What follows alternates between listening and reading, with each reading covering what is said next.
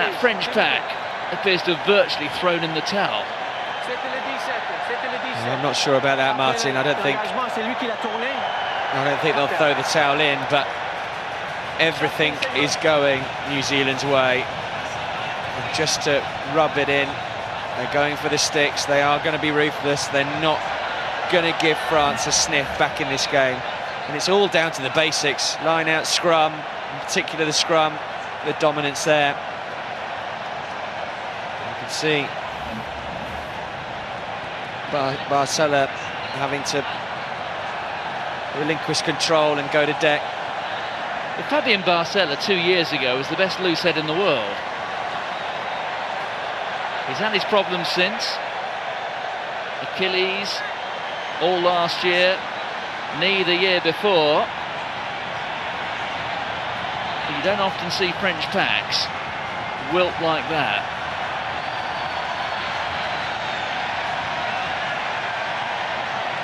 It's not only the physical damage on a night like tonight, it's the psychological damage. What if we say about maybe France moving into the easier side of the draw as Dan Carter directs another dagger to the heart? It is the psychological damage when they do get out to the knockout phase. And this is the difference. Graham Henry would have said at half-time, the script has been written for France on those occasions where they've come back in the second half. Cannot allow them to get in this game. In that 99 game, they did come out and score, but it was the French 20 minutes of just unbelievable bounces of ball. And that Gallic flair, you just can't see it at the moment.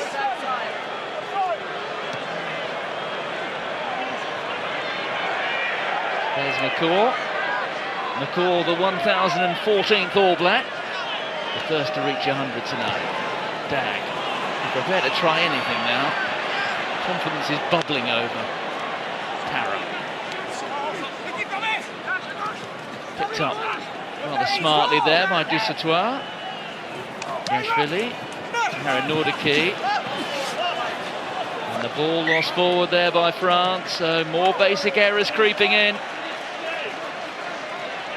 Just when you get an opportunity, again, New Zealand weak in clearing their lines.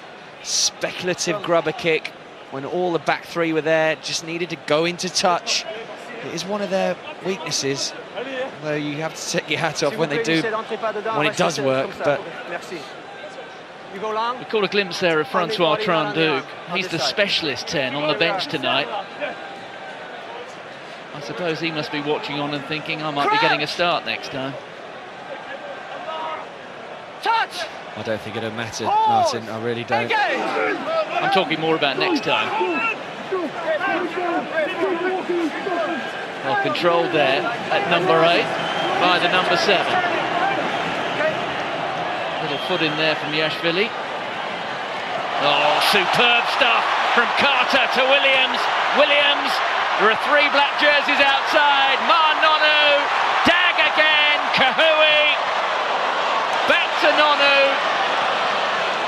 The ball's gone to ground, but it's Wepa who recovers. Back to Carter.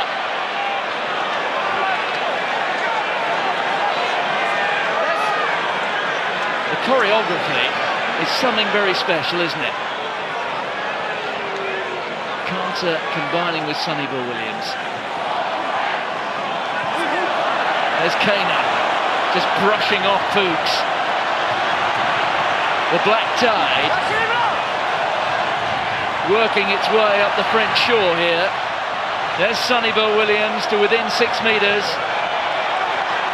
Another couple of metres made. Oh, and that time it's Rougerie getting in, but the referee has given the penalty against the French.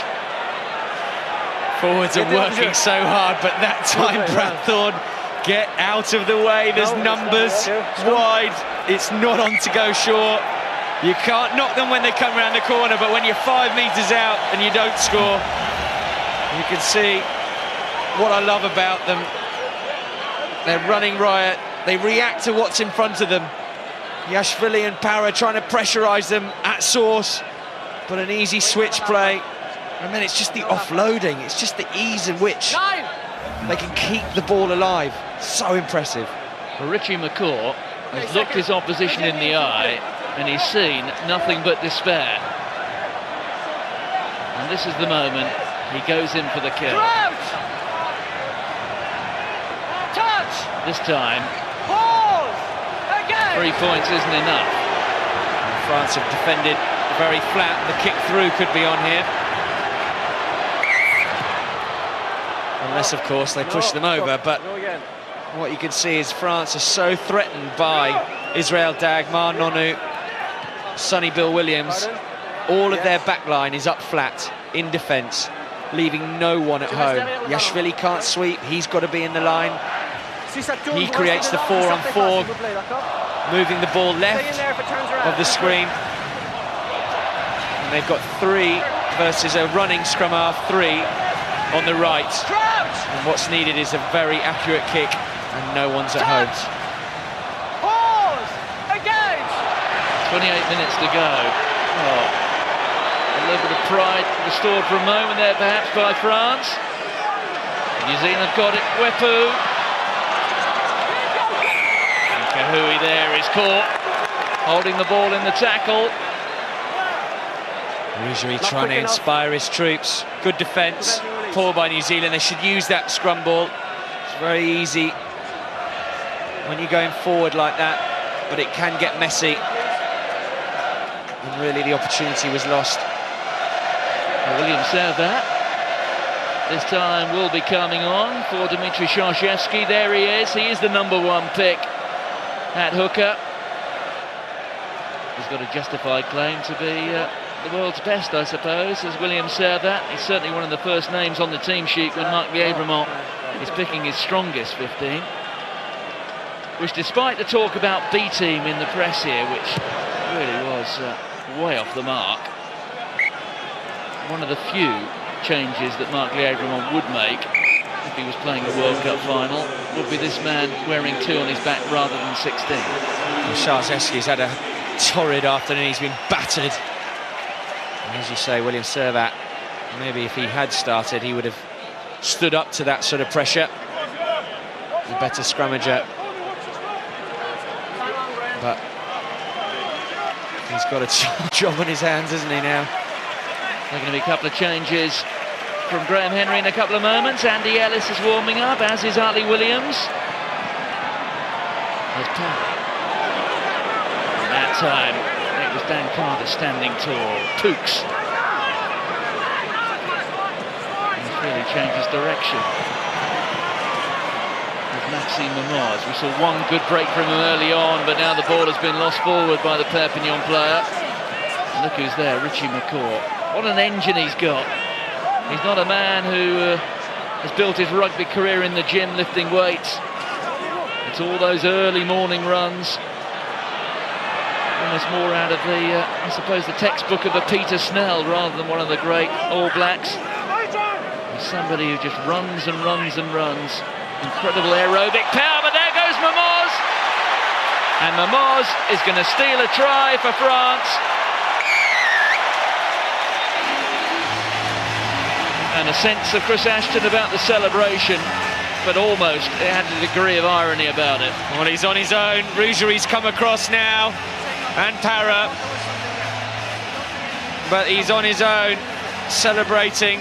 The rest of the team, well, hands on hips, blowing. They are really, really struggling.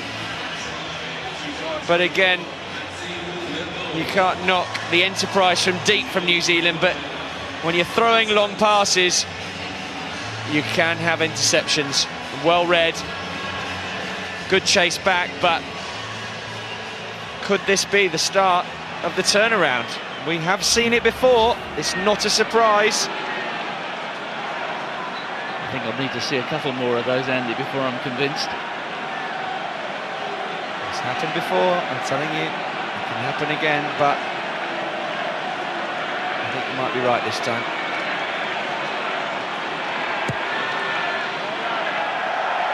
Good strike from Yashvili. Makes maximum points of it. There's the try scorer, Maxime Mamaz. Lawrence made the point at half-time as well that France just didn't take their opportunities and didn't take their chances in the first 15 minutes. And that was the difference, the ruthlessness of New Zealand taking those 19 points. But chip away at the scoreboard, and the script is written for France. They have to go out, they have to be courageous. Andrew Hoare has come on, replacing Kevin Nialamu. Also coming off is Sam Whitelock, which will lead to some interesting combinations in the back row when you consider that Sam Whitelock was essentially the cover for the back row.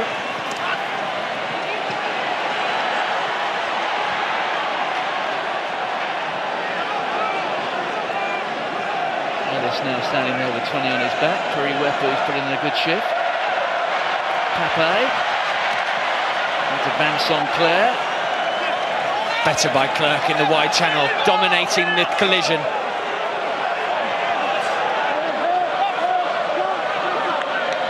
Parry. Medard.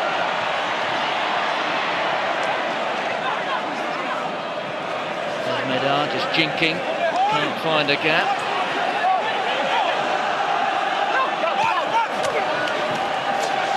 Pooks that time. Big hit by Kano, that's what he does so well, just stops them in their tracks.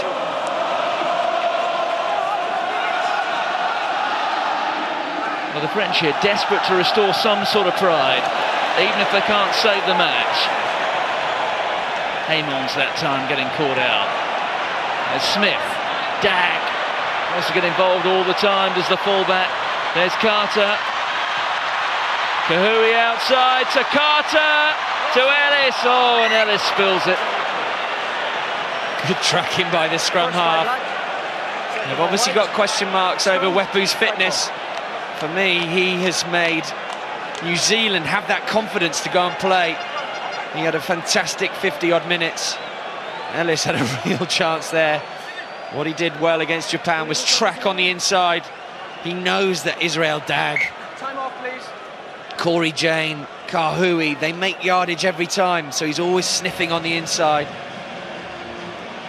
But it's that man, Kano, what a hit on Haymons, I think it was.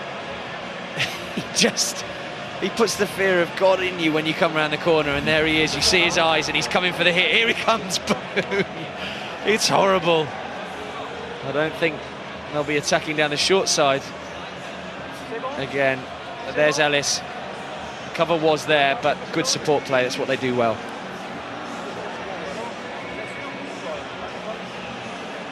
So it's now Ali Williams pairing up with Brad Thorne in the second row. The back row for the All Blacks, I think, know that they're going to be there for the evening, with Whitelock having gone off. Touch! Pause! Engage! Penalty against the All Blacks. Adam Roland has in the past, he sways with teams, and it's just going France's way at the moment. I know it's 21-9-10, it was 24-10 at half-time many years ago, but France are dangerous when almost the pressure's off them. They've lost the game, they feel. They can turn it round. Yes, you can see they're getting penalised. Tony Woodcock. They're starting to win the contact battles, which is, they just got schooled in the first half. They're starting to win that. Clerc's being strong in the contact. Well, it's certainly re-energised the crowd here. The Mexican waves have stopped. For the All Blacks, they still have to finish it off.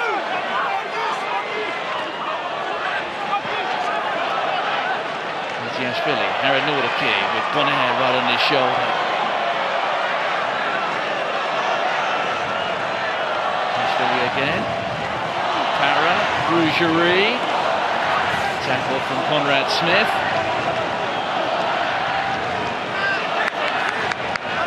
With Nale that time, the former captain. Harry Nordicki, neat little inside pass, but that was well read by Brad Thorne. And the ball went forward, so the referee playing advantage there to the All Blacks. And it's now a penalty. and it's Dimitri Yashvili coming offside. It's only a little point, but you saw Ellis there. He'd heard a call, it was on for the kick. And that rushed it. And yes, Yashvili was offside, but that's where Wepu has been so good. He's made decisions at the breakdown. And it's my friend again, Kano. Whoa. I mean, how many turnovers has he won?